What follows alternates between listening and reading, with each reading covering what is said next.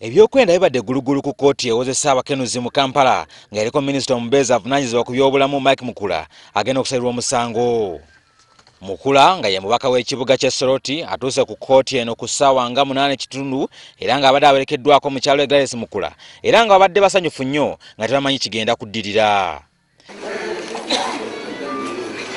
Kkooti ebadde ekulirwa omulamuzi alina ebadde ekubyeko obugule era nga MUKULA awerekeddwako ababaka ab'enjawulo omubadde Muhammad Nsereko, Patrick Nsanja nga n'omubimbi Bekul naye abadde amuwerekeddeko kyokka nga banne beeravunaanibwa nabo tebabaddeewo n'omu.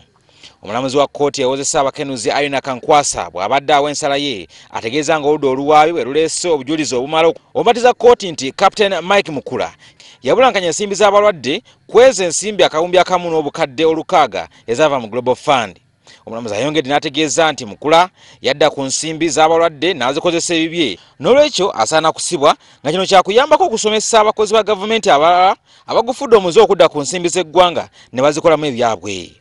Wabula MUKULA bw'abadde atwalibwa ategeezezza nga bwe waliwo abamulwanyisa. This is a political judgment.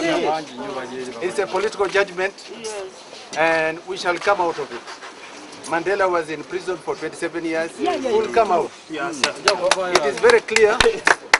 It is very clear that it is selective judgment, it's selective persecution, and it's political persecution.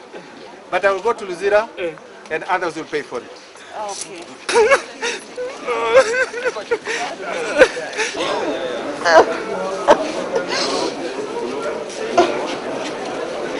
Olwo luwaabi lugamba nti MUKULA ng'akyali minisita omubeezi olw'ebyobulamu yasaba ensimbi obukadde 263 nga zaali za mukyala President Museveni kyokka nga zino zaali za Global Fund.